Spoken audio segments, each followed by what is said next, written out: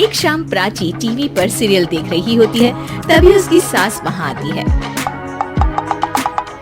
अरे सीरियल में तो ऐसे मग्न है जैसे आज रात का खाना पड़ोसी आकर बनाएंगे। मुझे पता ही नहीं था आपने अपने बेटे की शादी पड़ोस में भी की हुई है। हैं? मतलब? मतलब इस घर में सारा काम बहू ही करती है, आप तो सिर्फ खर्राटे मारती हैं। अच्छा जी, फिलहाल तो तुम आराम फरमा रही हो, चलो जाओ, ये मेरे टीवी देखने का समय है।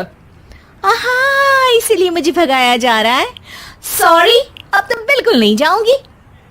प्राची की इस बात पर दोनों सास बहू के बीच टीवी रिमोट के पीछे बच्चों जैसे छीना झपटी शुरू हो जाती है, जिसके बीच श्लोक भी काम से घर वापस आ जाता है। आज मेरी चूहे बिल्ली की जोड़ी किस बात पर झगड़ रही है? अरे तेरे बीवी मुझे टीवी नहीं देखने दे रही। अरे तुम्हारी मम्मी मुझे खाना बनाने के लिए फोर्स कर रही है। अरे वाह, ऐसे बेतुके रीजन पर तो बच्चे भी झगड़ा नहीं करते। अरे मुझे कुछ मत बोल, सब इसने ही शुरू किया है। हाँ हाँ, जैसे आप तो बहुत दूध की धुली है ना। अरे बस, दोनों चुप। प्राची जाओ, खाने की तैयारी करो। और माँ तुम छोड़ो, तुम्हें क्या बोलूं, शांति से अपना सीरियल देखो, मुझे दोबारा लड़ने की आवाज सुनाई नहीं देनी चाहिए।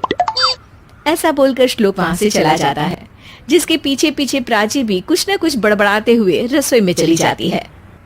हाँ हाँ, सासू जी को तो कुछ बोलेंगे ही नहीं, बस मुझ पर ही हुक्म चलता है, खाना बनाओ, जैसे मैं इनके घर में खाना बनाने के लिए आई हूँ। इसी तरह शाम बीतती है और रात को श्लोक और प्राची की सास खाना खाकर सोने चले जाते हैं, लेकिन प्राची गुस्से में कुछ खाए बिना काम में ही लगी रहती है। इस घर में किसी को घंटा फिक्र नहीं पड़ता, मैं खाऊं या भूखी रहूं। प्राची कुछ देर के लिए रसोई से बाहर जाती है और जैसे ही वापस आती है तो वहां दूध का भरा ग्लास देखकर हैरान रह जाती है। फिक्र पूरी है, बस दिखाना नहीं है। प्राची दूध पीकर सोने चली जाती है और अगली सुबह एक बार फिर सास बहू का कार्टून नेटवर्क स्टार्ट हो जाता है। ये तुमने ही किया है। अरे अजीब जबरदस्ती है, मैं बोल रही हूँ मैंने कुछ नहीं किया। दोनों ने मिलकर पूरे घर को पागल खाना बनाया हुआ है। यहाँ कोई नॉर्मल इंसान तो रह ही नहीं सकता, इसीलिए अब पड़ोसी क्या रिश्तेदार के घर आने से कतराते हैं। और सुन बेटे, तू भी चंगा, तेरी माँ भी चंगी, तेरी बीवी भी चंगी, रिश्तेदार। हाँ जी, आपको नहीं पता क्या, गंगाधर ही शक्तिमान है, रिश्तेदार ही। हाँ हाँ, बस समझ गया। कभी जानवरों जैसे लड़ेंगी तो कभी जुगलबंदी करेंगी। भाई मैं आप दोनों के बीच में नहीं फंसना चाहता। सास बहू की इस मन मौजी जोड़ी से परेशान होकर श्लोक अपना सिर खुजलाता वहां से चला जाता है। चलो अब मैं भी कीर्तन में जा रही हूँ। इस पर जैसे ही सास कमरे में अपना पर्स लेने जाती है तो वहां नाश्ते की प्लेट रखी देख मुस्कुराने लगती है और नाश्ता करके घर से बाहर निकलते हुए कुछ पैसे टेबल पर रख जाती है, जिसकी कुछ देर बाद सिलेंडर वाला घर आता है। ओ मुरी मैया, मैं सिलेंडर के बारे में तो बिल्कुल भूल ही गई थी। घर खर्च के सारे पैसे भी मम्मी के पास है और श्लोक से बोला तो उल्टा 4 बात सुनाएंगे। प्राची ये सोच ही रही होती है कि अचानक उसका चेहरा चमक उठता है और वो घर में आकर इधर उधर देखने लगती है। तभी उसकी नजर टेबल पर रखे पैसों पर पड़ती है, जिन्हें वो सिलेंडर वाले को दे देती है। ये सब श्लोक देख लेता है। अच्छा बेटे, इतना बड़ा घोटाला, सबके सामने मैं तेरी दुश्मन और पीठ पीछे तेरी मेरी यारी।